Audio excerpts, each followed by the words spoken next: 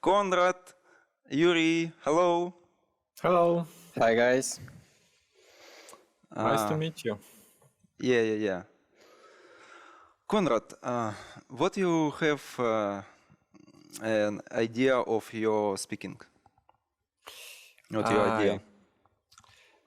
In general, it is a crazy idea about Mobius, because what might be more crazy idea than writing your own .NET runtime, which is also running on .NET runtime. So the talk is so crazy as the whole idea is.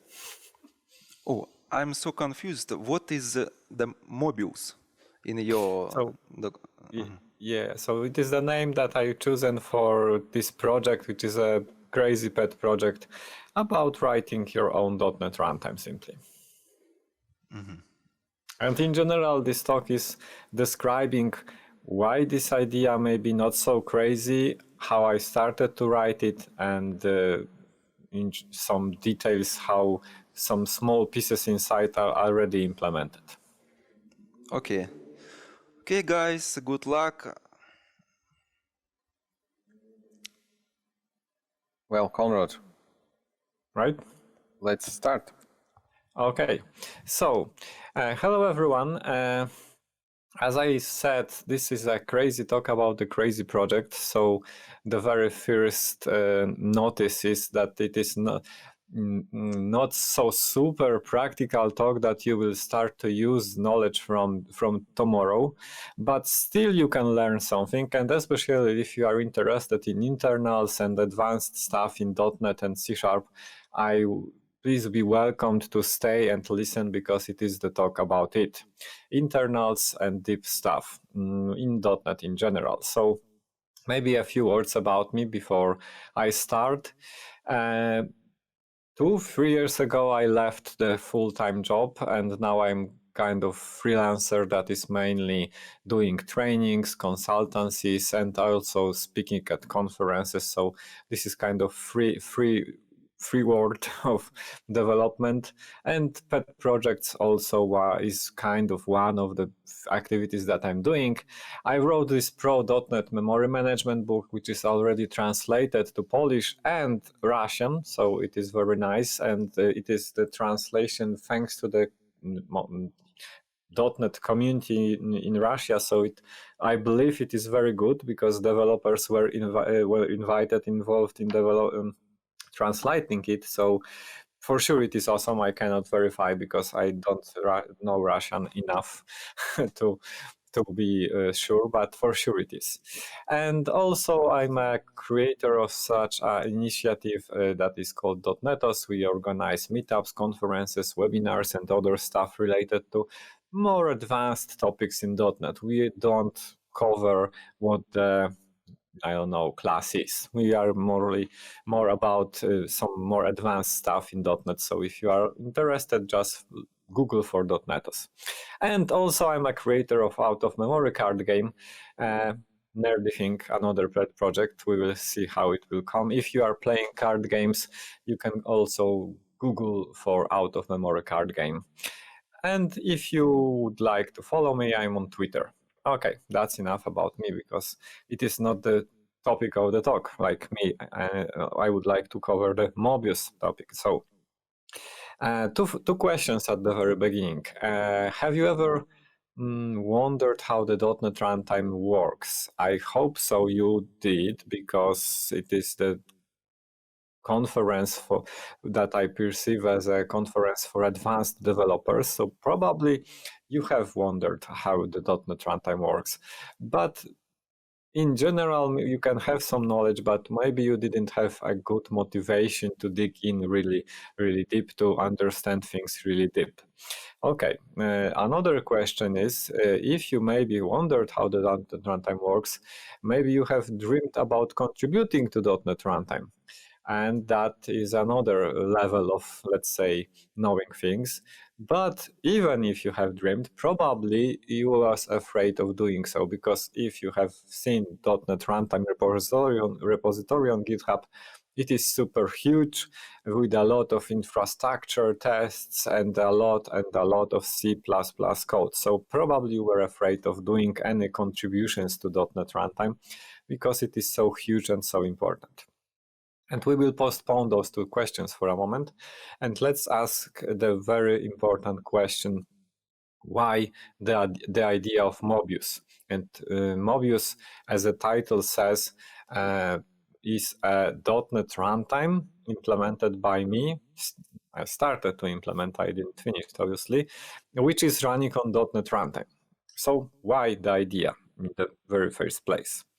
First of all, what is .NET? So .NET is we can perceive it as a kind of ecosystem, but strictly speaking, it is just an open specification, technical standard that describes by ISO and ECMA standards what is inside,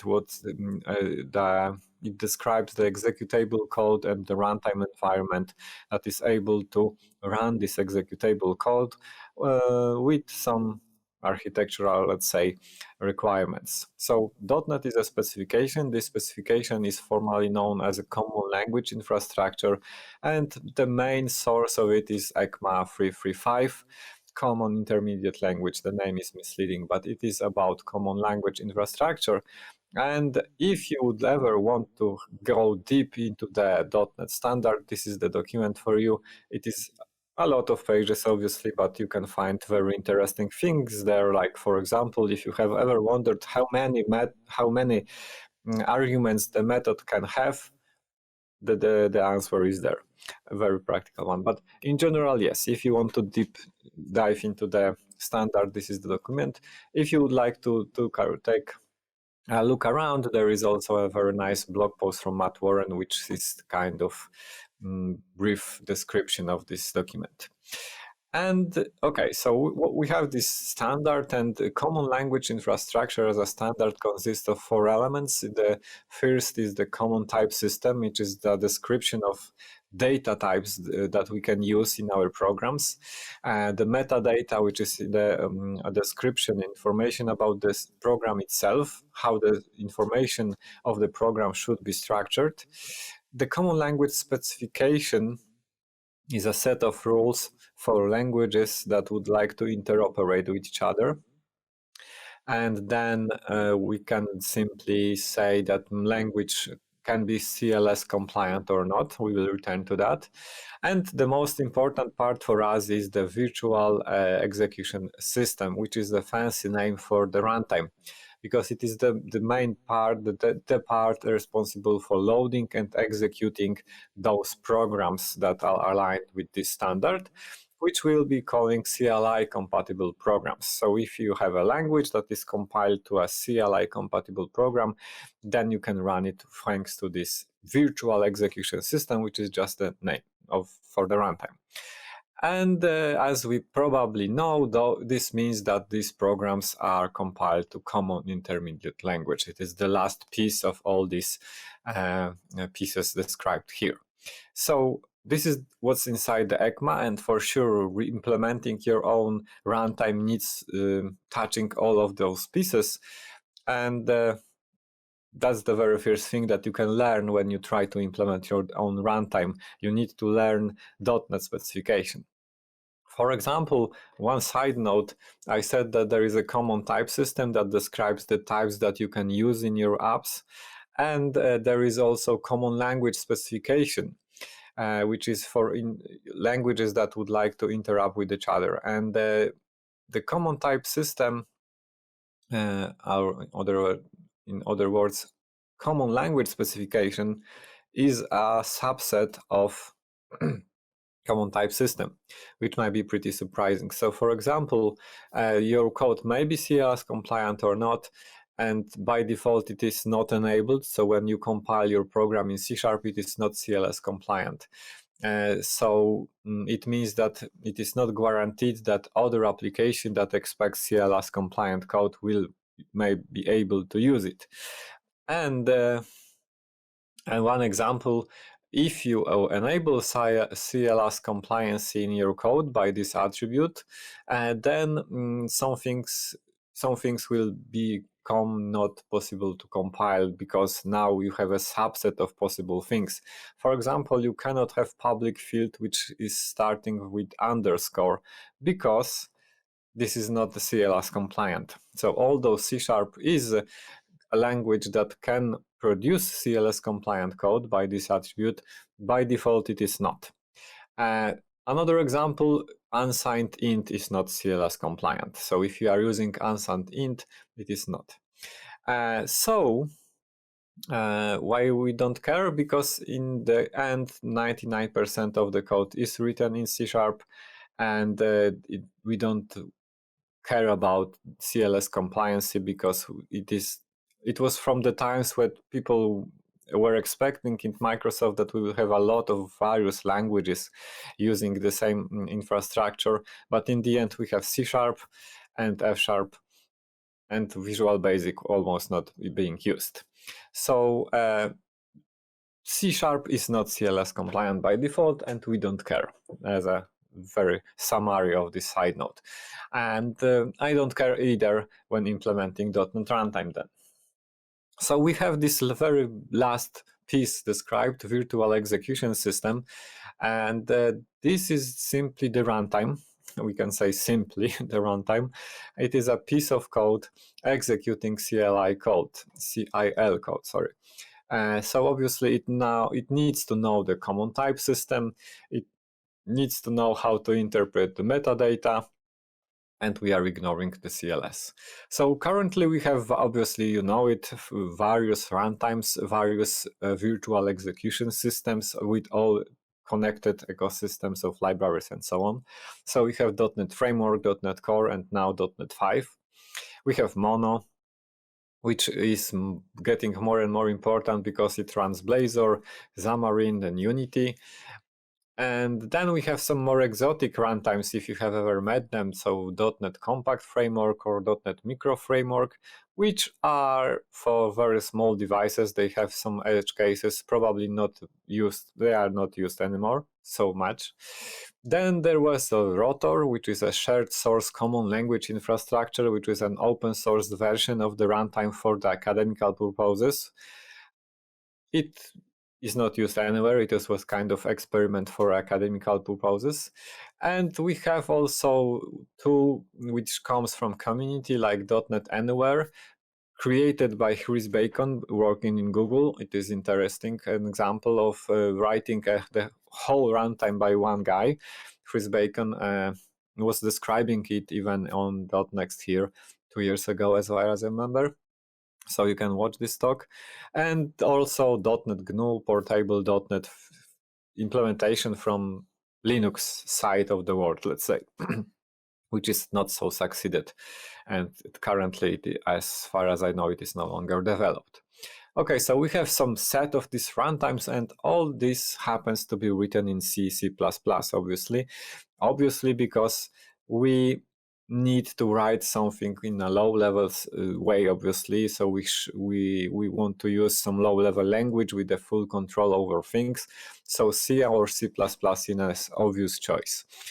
We could see here Rust probably, because Rust is becoming more and more popular in low-level programming. So it is probably a matter of time when someone will start to write .NET runtime in Rust. Maybe Microsoft is experimenting with it internally. I would be not surprised. But still it will be unmanaged language used for writing your own runtime. So we know it, but what part of the .NET runtime is written in this low-level C++ code is not so obvious. So obviously a lot of it is written in C++, but not everything. And we are seeing even this transition, this process happening nowadays. So in .NET Core, we are seeing that more and more code and more parts are being ported from C++ to C#, which may be pretty surprising, but it is happening. So they are taking some parts of C++ code from the runtime and ported it to the managed C# version, which has some benefits, important benefits, like obviously it is has better maintainability, it is in C#, so it is a more high-level safe language. Moreover, they have out-of-the-box multi-platform support, because now, for example, thread pool thread pool code is written in runtime, so it is C++. And they are moving this code to the C# code, so the thread pool code will be out of the box working the same on Linux, Windows, macOS with no unmanaged dependencies on C++ level. And it also provides some benefits like less GC pauses when the transitions between managed and unmanaged code happens. So we see that some parts are indeed being translated. Some helpers of JIT, for example, are recently moved from C++ to C#. Some sorting primitives recently were translated. So when you sort something in C#, now it is using code implemented in C#. Previously, it was C++ code.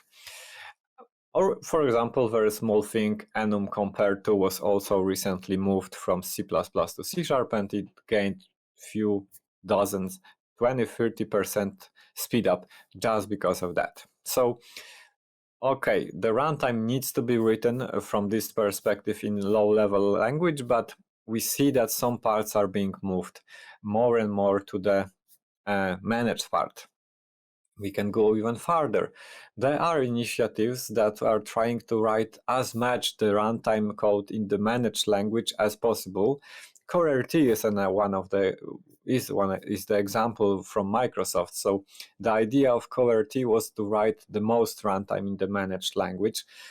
So, for example, the whole type system was rewritten to be using C#. And this process of writing CoreRT is a little bit postponed, but it shows that this direction is somewhere happening. Still, obviously, crucial parts of this runtime was still written in C++. For example, the GC or JIT was still implemented in C++. But we are seeing this movement.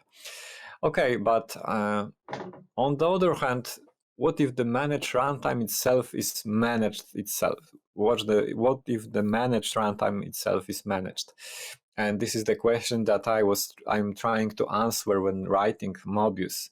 So does it really make this idea completely idiotic? So we have literally no native C++ code inside. Is even possible? I was trying to ask such questions and find an answers. And first of all, has anyone tried? So, as typically, a lot of interesting development is happening in Java world. This is probably they have so huge community and academical support that we are being able to see a lot of things being experimented, at least in JVM world. So, for example, they have the Graal VM project, which is super huge project, in fact, popular in some places, that it has very similar approach to CoreRT. So it has even JIT written in Java. So they really take as much code to the Java as possible, and only some small parts of it is written in unmanaged code. So it seems that it is possible, but still some managed parts are existing. There is also a much more experimental one project, which is called Yikes or Jikes. I don't know for sure how it should be spelled. That's how I will say Yikes RVM, which is a JVM virtual machine written in Java. So if you would like to see how Mobius could be implemented, here is the example of doing that in JVM world. And this is entirely written in Java. There is only some very small C-based bootstrapping, but in the end, everything is self-hosted, so Java code run on itself without requiring a second virtual machine. So it seems like a very nice thing and pretty successful one, because as we will see, for example, on the site of document homepage of the project, the Yikes RVM is the name from Research Virtual Machine, and it was created mostly to provide a flexible open testbed, as they say, to prototype virtual machine technologies and simply for experiments. And it seems it's successful because, as they state, it was as they saying here, useful vehicle for research. There are almost 200 publications and 40 dissertations about this technologies that people are experimenting with when using this yikes thing. So, okay, I was pretty satisfied at this moment. If JVM has created something such useful for research, maybe this Mobius idea is not so crazy and without any sense. So in the end, my decision was, let's try to make it, at least start to make it, mostly because of research and experiments, and in case of yikes, because it is much easier and faster to prototype various parts of the runtime in C#, because we are .NET developers. .NET community is huge. Almost everyone is using their C# of F#. So if you would like to experiment with various technologies and pieces in runtime, it is much easier for us to use it for that C# or F#.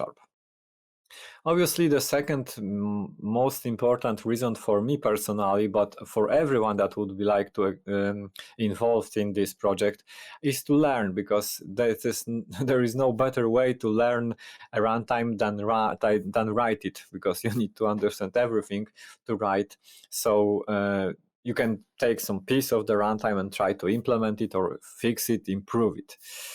And also a connected one, abusing, as I'm saying, or maybe in a better way, better words, learning C#. So every time something new is added to C# or .NET, this project is so experimental that it is a perfect place to experiment with all this new stuff that is being added to C#.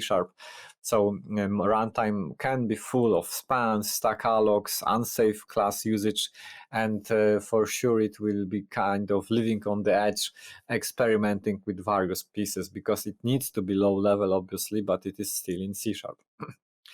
Personal reason, fun, and performance, which for sure not be the sophisticated one, but we will return to that.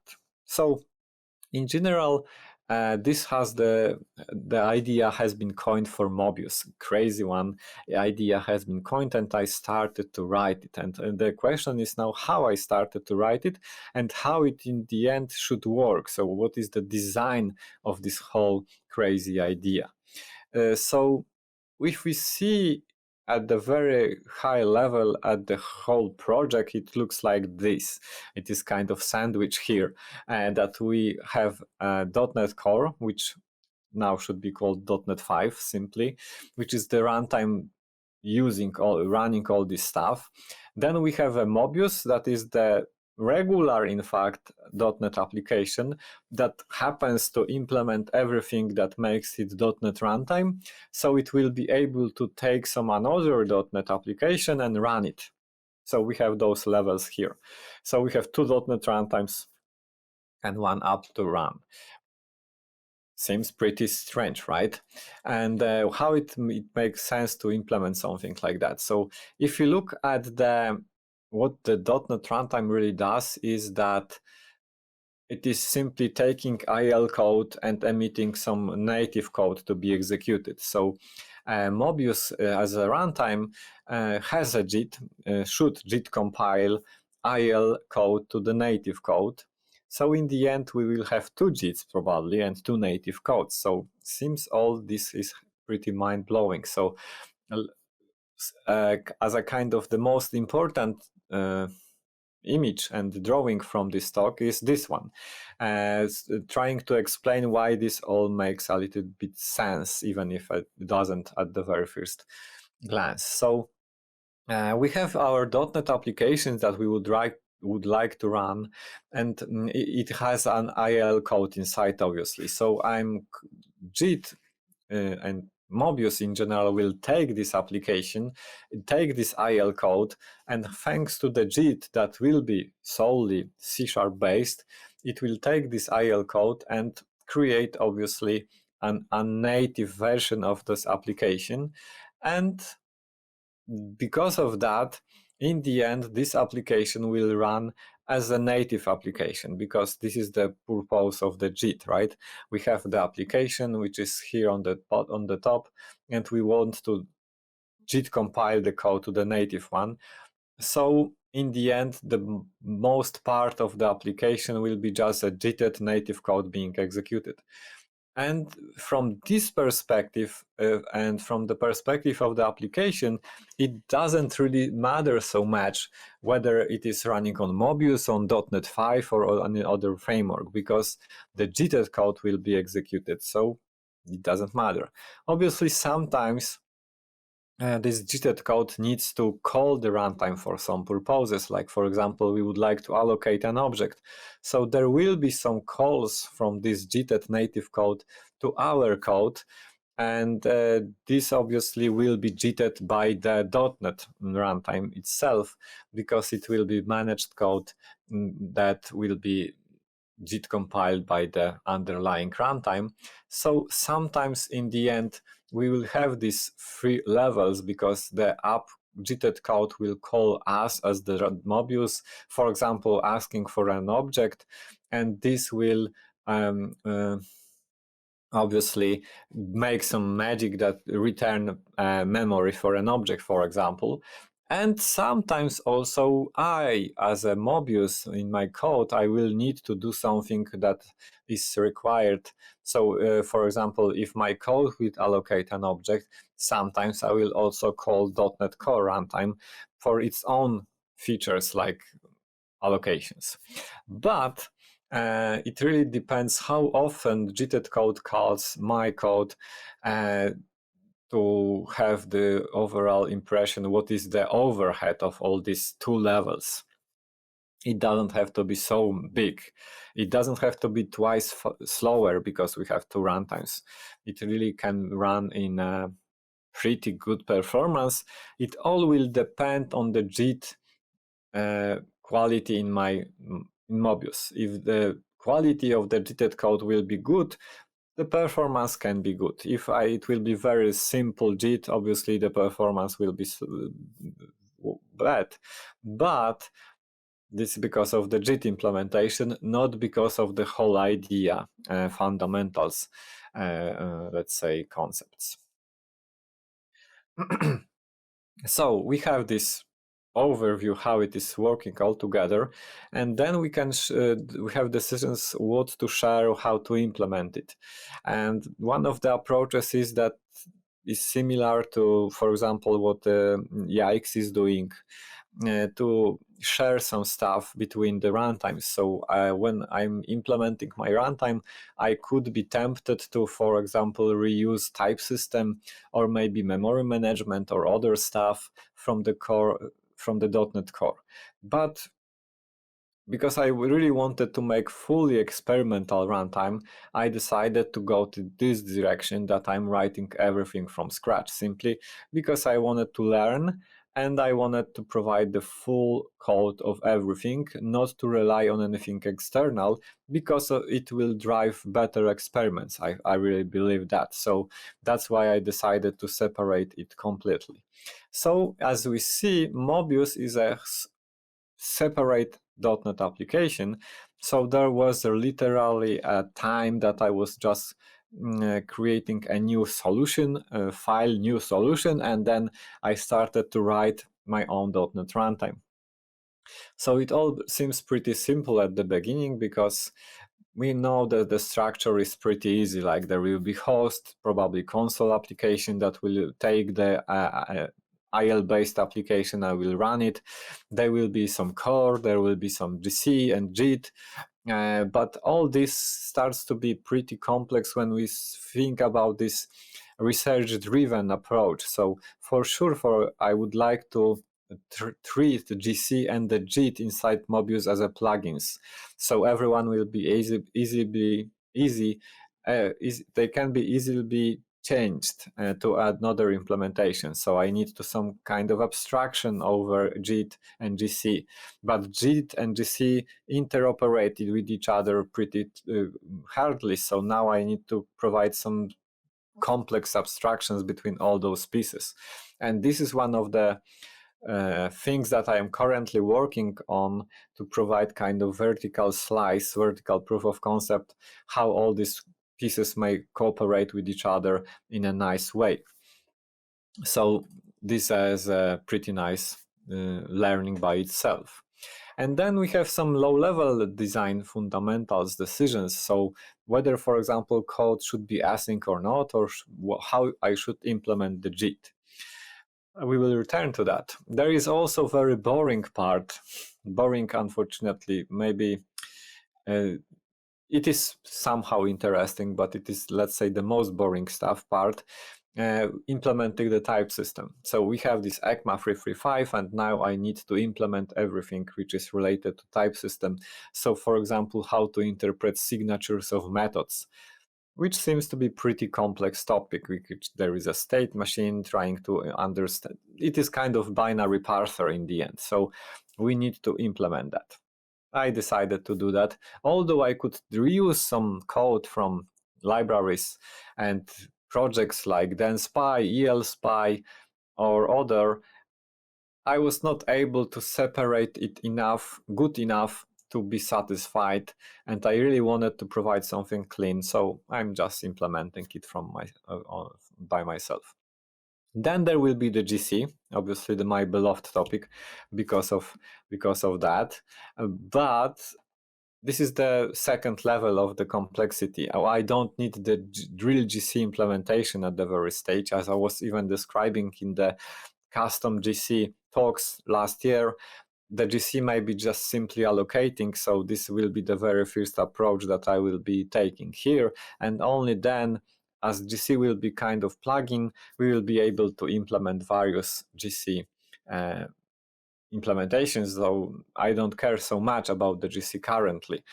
The more important thing is the object memory layout, because this is something that really needs also to be extendable or pluginable, because various GCs may want to have various object memory layouts, use various memory layouts. So I need to make it also as an extensible way that you as the researcher will be able to define your own object memory layouts and plug it into the runtime. Another piece that needs to cooperate with the GC and JIT, which makes all these cooperations of abstractions even more complex. So, returning to those design fundamentals decisions, I decided not to use async at all, because the runtime code itself is not IO bound, and async is for IO bound code mostly. So when looking at the runtime code, what it is doing, it is mostly JIT compiling, and JIT compilation is CPU bound. It is kind of algorithm to generate the native code, so no need for async there. And moreover, async obviously introduces some limitations, so you are not able to use spans or stack allocs and other stuff that I would like to use. So I don't see any advantages over for async at this stage, at least. So I just am using poor old synchronous approach here. And the second important thing I mentioned is this flexible object memory layout. I'm investigating here how to implement it well, and also looking around. And again, JVM World has some interesting projects around it. For example, they created Truffle, a language implementation framework. So it is a framework for implementing languages, and they have a pretty strong research there about defining your own memory layouts there. So I'm looking at this for investigating how I should implement this flexible object memory layout. Super interesting topic by itself. And then the most important part that in the end I will be talking mostly till the end of the presentation is the JIT. Because as I said, JIT and the GC are the most two complex parts of the runtime. Obviously, there are many others like support for exceptions, generics, debugging and other stuff, but first we need to have a JIT. So the decision is whether it should be interpreter or not. Interpreter is a very simple idea in the end. So when we have a stream of bytes describing the IL, interpreter, what we'll be doing will be just simply taking these successive bytes and interpret it. So for example, if we will read some opcode from the stream of bytes, we will see, okay, this is 6. It means that this instruction is so-called LDLOC. So it is, for example, loading the first local variable, local slot, let's say, and so on and so on. So interpreter is a huge loop with huge switch inside, which will be just interpreting opcode by opcode our code that comes from the application.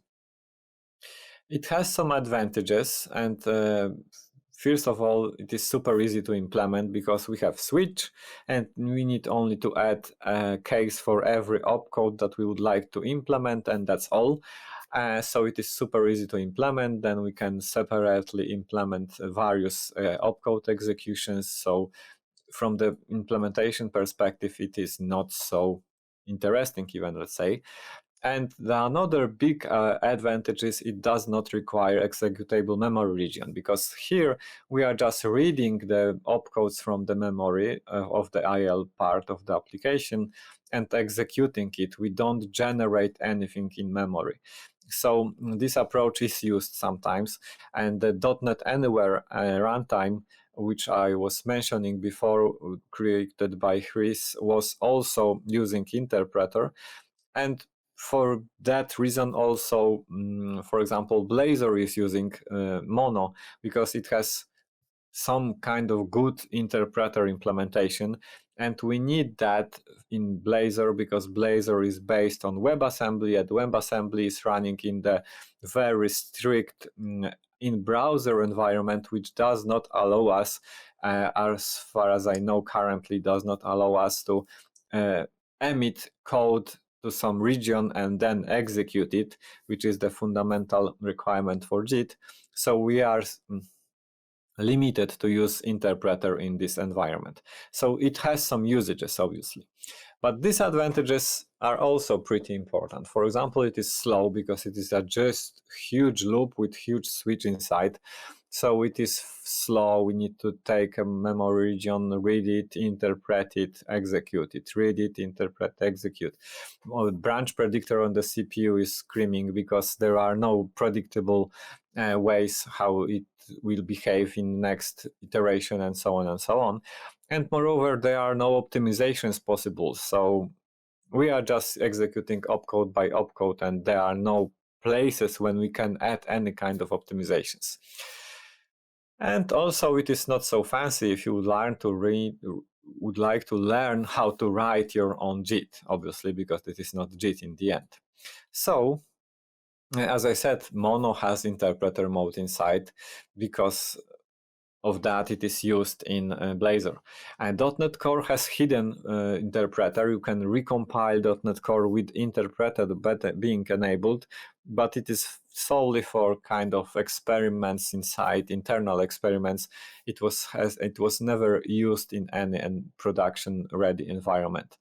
And .NET Anywhere, as I said, was also interpreter-based. Okay, but so we have covered the advantages and then disadvantages. So let's move to the real JIT as an opposite way of doing that. So the very first advantage is obviously that it may be super optimizing, because it is now a real JIT. So it takes a EL code and it can mangle it in many ways, trying to find this or that pattern. And in the end, optimized code can be emitted. And it all obviously allows us to learn how to write something which at least reassembles a real JIT. But there are some disadvantages. For sure, it may be super hard to implement, because the sky is the limit how you can optimize things that are created by it. And also, obviously, it is not a simple loop. Now you need to, let's say, think a little how to generate the code from it. There are concepts like register allocations, how to map various local or arguments to a specific CPU based regions and so on and so on. So it is much more complex to implement, and obviously it requires executable memory region. In the end, almost every .NET runtime uses this because of the performance reasons. For example, the code generated by JIT may be much better. But I was a little bit afraid of doing so complex thing at the very beginning, but fortunately there is something in the middle. Let's say something in the middle that we can start to when trying to think about your own JIT. It is called threaded code. And do not be misled, threaded here is not from threading, like thread, multi-threading, and so on. Here, thread word is used as a meaning of weaving, interleaving things. It is kind of synonymous. So the threaded code will be a programming techniques that will generate code and will be the code that has a form of entirely will consist of calls to subroutines that are interleaved, waved with each other, or threaded simply with each other. So the idea seems to be pretty tempting, because now JIT really emits a code that will be just a long list of subroutine calls. So we have an executable memory region that will be used. We will execute something that is real native code, but we will be very similar to interpreter-based approach, because we will have a subroutine call for every opcode. And now it depends on us how we will implement it. For example, we can directly implement the stack-based machine that is used by the CLI. So, for example, if we have this simple EL pseudocode, and as we know, I hope you know, EL is stack based, so it is using so-called evaluation stack. Do not mislead it with the thread stack. It is just an evaluation stack, an abstract concept in general.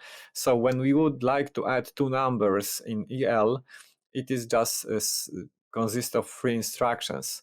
It is just pushing a value A on this evaluation stack, then it is pushing another value in the evaluation stack, and then calling add instruction that is responsible for taking two topmost values from the evaluation stack and exchange it with the value that is the sum of those two values.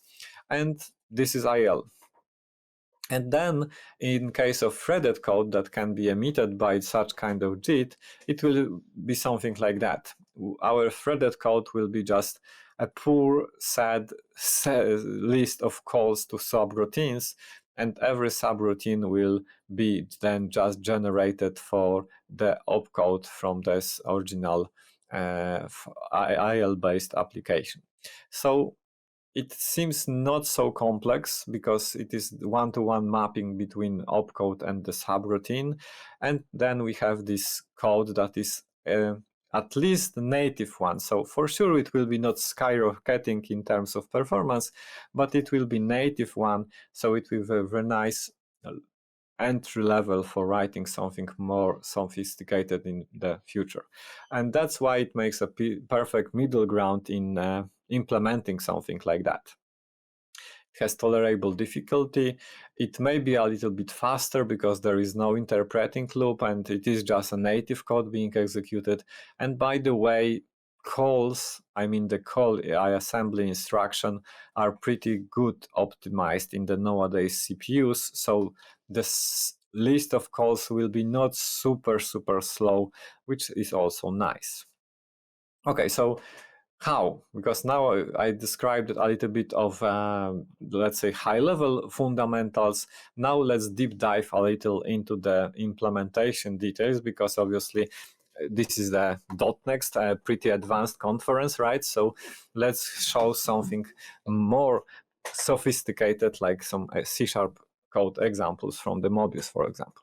So the very first thing when you design something is the metadata, as I said. it is not it is not rocket science. We just need to take the stream of bytes and interpret it as a metadata. For that, I'm using very nice parser, PENet library, which is for Windows portable executable headers.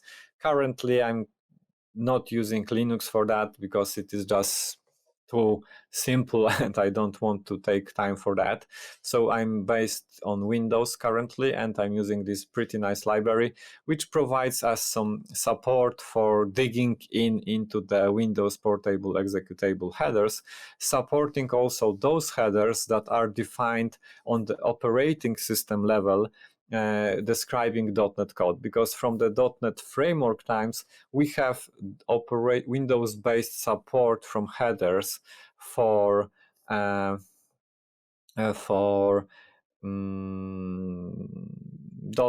metadata, let's say. Okay, so how this metadata loading looks like, it is super easy thanks to this library. We are just opening some code or application that we would like to run.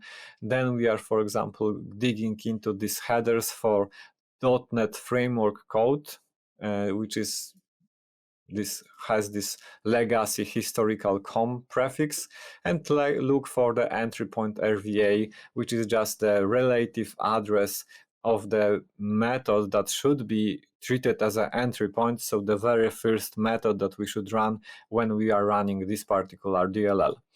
And then, thanks to the another tables support, which is also a support of tables from the operating system level, we can get into the specific definition of the methods, and then inside we can map this relative virtual address to a real address inside a file, and in the end we have the point inside the file when this IL of entry point starts.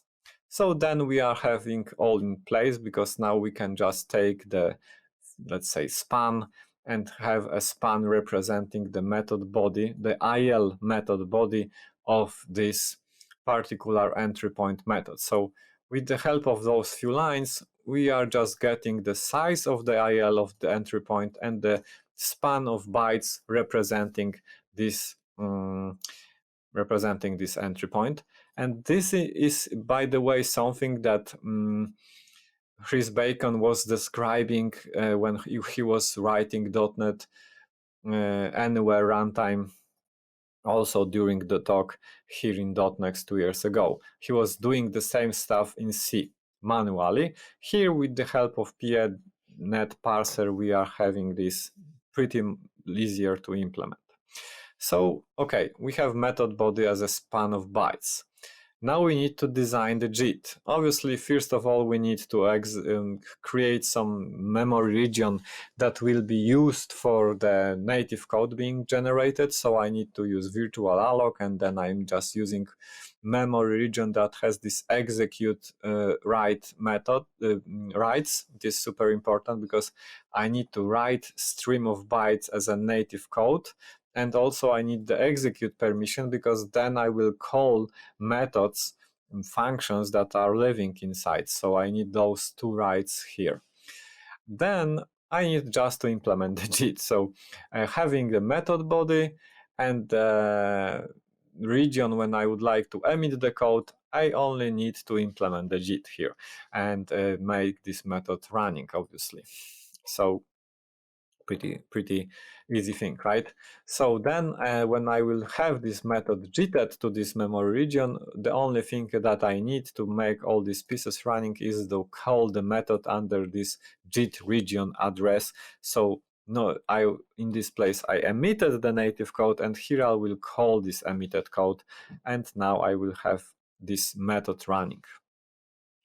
So very first thing, I have an address of a method that I've JITed, let's suppose I have, and now I need to call this dynamically created unmanaged code from the managed code. So how I can do that? In the other words, I have an address of some native code and I would like to call it from C#.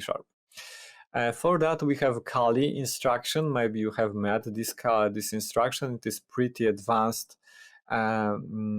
This pretty advanced instruction in the IL that allows us to call a method indicated by a given address. Simply, you have some address, and then you, with the help of this instruction, you can start to execute the code that is pointed by this argument, by this function pointer. On the other hand, how we can get a pointer to a method, there is another pretty advanced IL instruction, which is called LDFFTN, which is just for taking an address of a given method. So if we, for example, would like to, if you have a method which is, let's say, called program.doSomething with the given signature, you can take an address of this method. This function, this instruction will take the address of this particular method. As you can see, it can be even in instance method.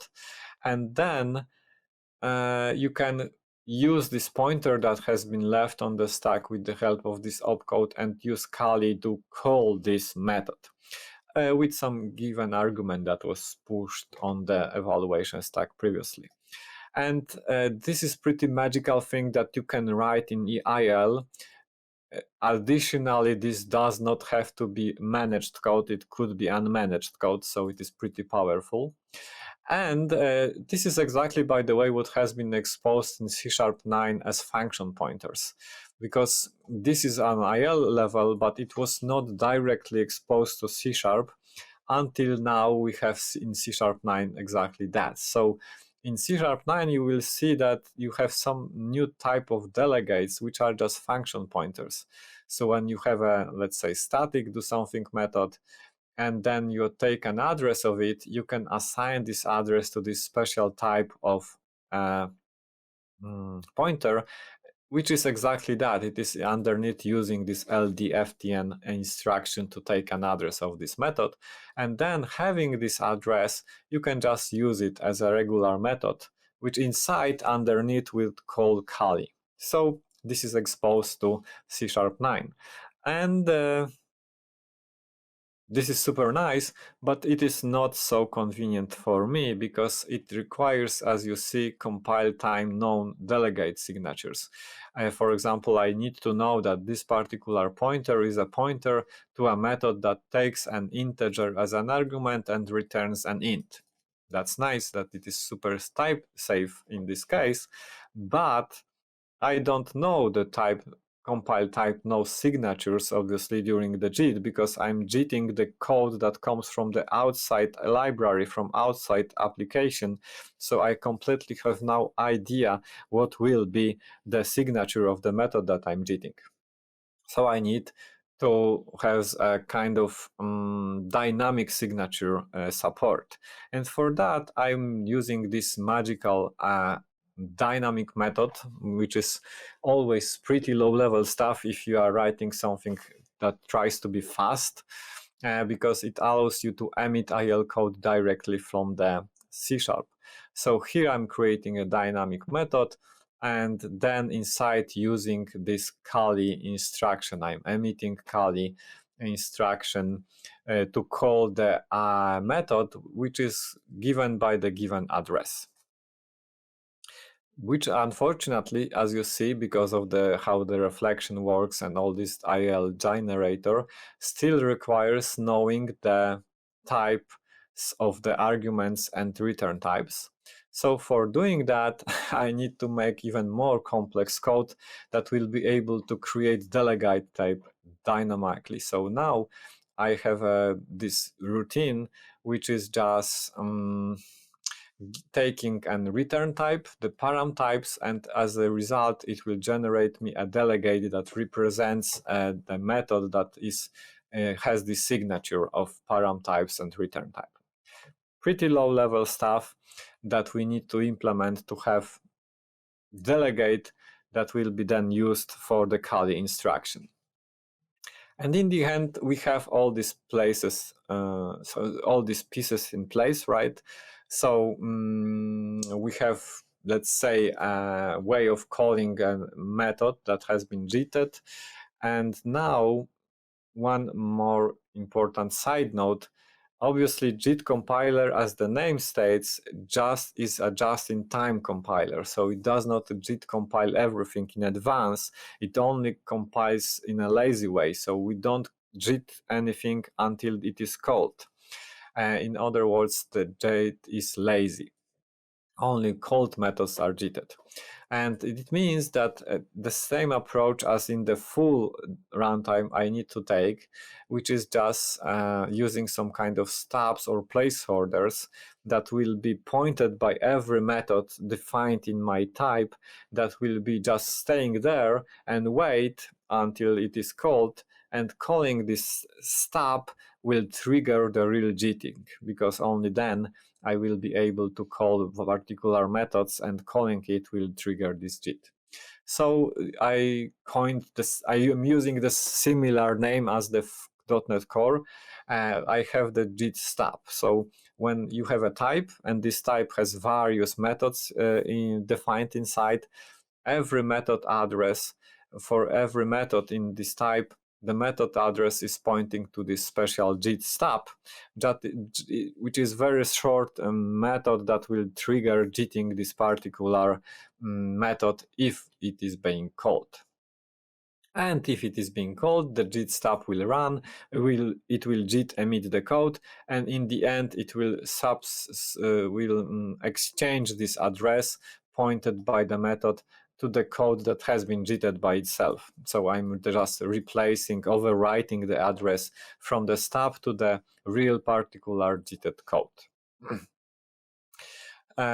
And here I'm using this all stuff together. Again, as you see, I'm using a dynamic generator, the IL generator, to call the method which is called JIT method. And this is a particular JIT stub emitter that will be used as this stub as presented before. And in the end, it just calls the JIT method to JIT the code that has been passed as an argument, and then it calls this code being executed, being JITed as a result. And so in the end, we need to implement this heart of the runtime, this heart of the Mobius, which is JIT method. JIT method is a very simple method that is being executed by the native code of the application. So this is because of all these pieces working together. At some point in time, your application will call, let's say, string to int to string, and toString will be represented by the stub. Stub will call with some magic this particular method. And from the pointer passed to it from the native code, I'm getting the metadata method of the representing this particular method. And from it, I can take the IL body, which is just a span of the IL that now I need to not to interpret, but translate it to the native one, to the code, and emit the native code from it. So here the whole of the JIT logic will be lying because now I have an IL body and now to emit the native code from it. For emitting the native code, I'm using another library which is called Is. It is, as the homepage states, a high performance and correct instruction decoder, the assembler. For me, the most important part, it is also an assembler. So with the help of pretty nice API, as you see here, I'm able to use kind of assembly directly inside the C#. So for example, I'm creating a prologue here, and here I'm using an epilogue, which is kind of low-level assembly thingy that I hope for at least some people know. And then I can, let's say I'm here hard coding the fact that this method will return 44 as a return value, because by convention, this register contains a return value. So I'm using this library for emitting assembler like that, and only then saying that, okay, under the given address, assemble me to the binary code this particular program. And that will be the end. It is the JIT, emitting a very simple method that always returns 44. Obviously, there are also callbacks back to the runtime, as I said. For so some very typical callback to the runtime is to allocate an object. So if my JIT will see that it would like to allocate an object because the application itself allocates an object, it will call a callback to the pointer given as a let's say pointer to some method that will in the end really allocate something. So I will be emitting the call under the given address.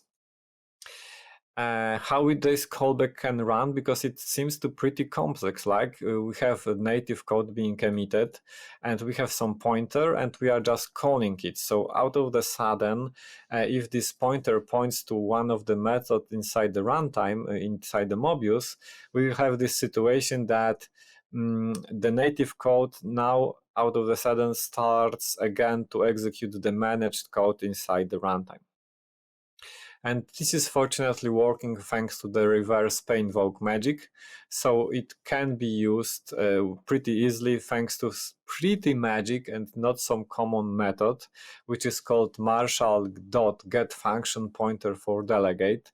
So I can take any delegate, for example, to my method, and marshal it as a pointer, and then use this pointer inside the native code. And when I will be calling this method, thanks to this reverse pay-invoke magic, I will start to execute my method that has been passed as a callback here. So the whole pay-invoke magic of the real .NET will cover it and will be able to return back to my managed code to execute, for example, allocation routine.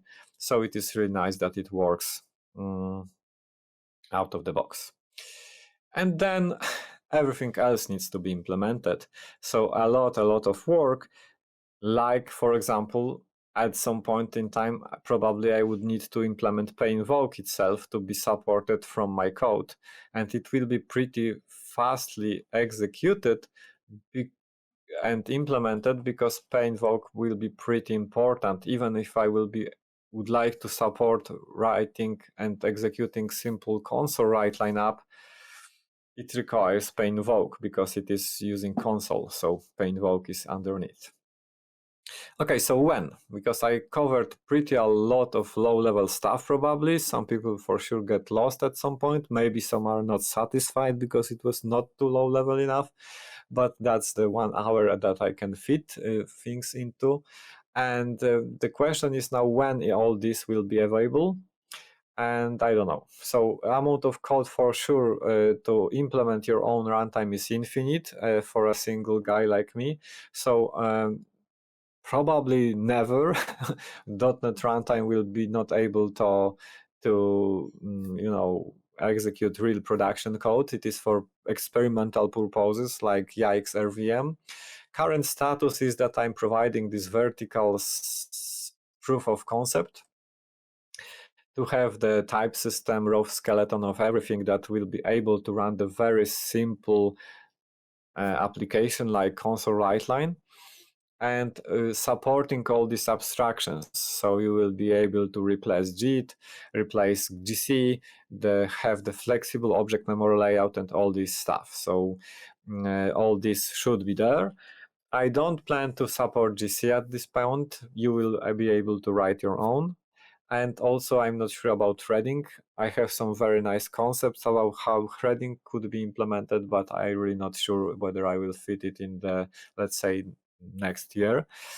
And most importantly, all this will be on GitHub soon. So it is for open source. It is not for me just to hide myself in the pavement and implement my own runtime. It is for community-driven development. So I really hope that because it is C#, people will be willing to contribute something also. So if you have ever wondered how the .NET runtime works, you will have a pretty nice C# runtime at hand that you will be able to dig into and try to implement something by your own. So if you have ever dreamed of contributing something to .NET Runtime, this should be also a perfect place for doing that, because it is a C# based and you will be able to clone the repository and try to change here or there, debug, and do all the stuff that you can do in .NET based, C# based development with the old tooling support. Maybe someone will contribute something that then I will be super happy. So this concludes the talk. In general, we are slowly running out of time, leaving some time for maybe some questions. So only two links. Mobius as a link that I'm describing similar things like here, maybe with some more details here and there. And also stay tuned for this link that will be opened soon. And I really don't know when I will open it, but I will not want to delay it too much, because I'm really afraid there will be no good point in time that I will decide it is good time. So maybe I will just open it soon, simply at the stage that it is. Okay, and that's all from my side. I really thank you for listening all this stuff, because I know it is really low level stuff and crazy one, but if you have stayed up to now, I'm really thankful, and that's probably the time to ask whether we have any questions.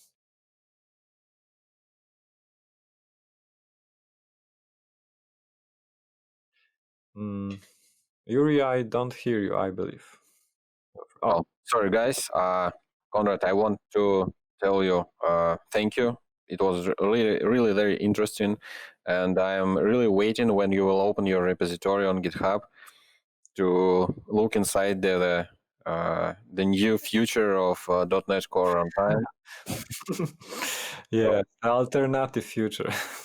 Yeah, hopefully it will not be so long time waiting for the opening the repository. Right. As our audience. Next, I want to remember our audience that we have a Telegram chat where you can answer when you write your questions. I will ask Konrad about them. Well, even you can write in Russian. I will try to translate and ask Konrad. But we already have some questions. The first one is, did you do any benchmarks of your runtime and other runtimes? And in what state now your runtime? Can we execute some code? Yes, very good questions. I'm really waiting for that moment, because one of my biggest dreams is to benchmark .NET it and have it comparing, .NET Core, .NET Framework, Mobius. So I will need to do that. I didn't do that. I'm have it in a top 3 list of 2 things to do.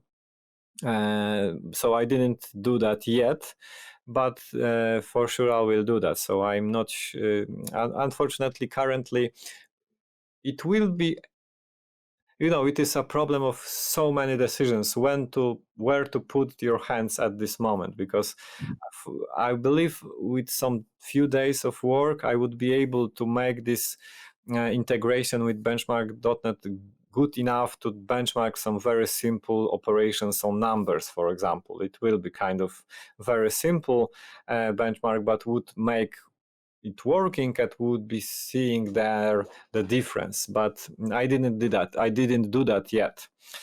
So unfortunately, I don't have any comparisons at that moment. Okay, thank you. The next question: how object allocation is implemented? Here I'm going to the direction of something that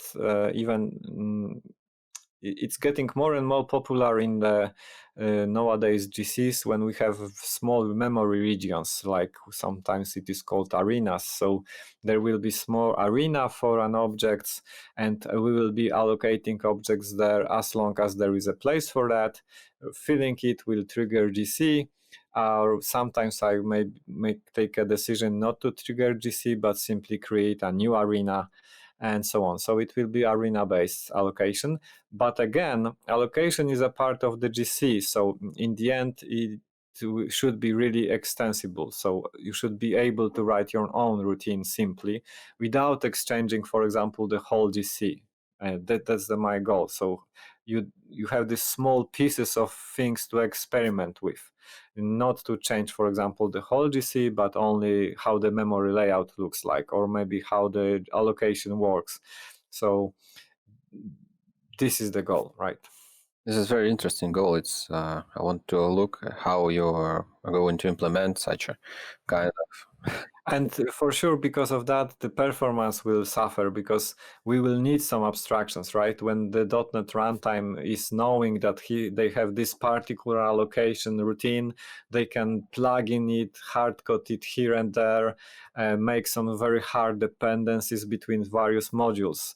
And when I want to have some kind of abstractions, for sure, there will be some indirection calls here and there. So there will be some performance hits for sure.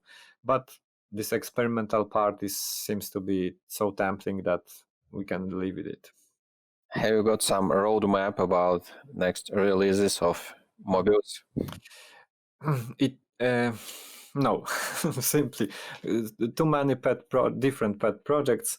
But for sure, next year would be. I would like to see something really working and living in the community. It is not the maybe roadmap, but the goal for me. Not to because the most sad thing could happen is that I started to do that and I didn't finish anything to be open source, and then it dies. So for sure, this is not the way I would like to see it. Next year, I need to open source it at some state, and we will see at some point with what will be inside. But then I hope it will start to live somehow. Okay. How complex code could be executed by Mobius? Currently, very simple one. So operating on variables, arguments, and I'm at the point supporting creation of objects. Great. Well, I think. Hello. Hello, my. Oh, Okay. I believe we are slowly ending then. Yeah, we have a few minutes to let's start finishing process. Konrad, what is the most interesting trend in this year in .NET? For sure, I'm super happy with the things that are happening in .NET 5 regarding performance and how much effort they put in speeding things up. Obviously, this is a little bit sad for me because I'm kind of living from, for example, performance consultancy, and now the best advice is just to migrate to the better .NET, and then you have a faster application. But still, it is very nice to see how much effort they put in that, and all this unification that is happening, that in fact Mono, .NET framework are all becoming the surface, the common surface of all this stuff. So it is pretty nice. Okay, thanks, Konrad. We can continue answering these questions in discussion zone. We will move you and our listeners to discussion zone. Link under this video. Okay. So thank you for listening and hosting. Konrad, Yuri, have a good day. Thanks.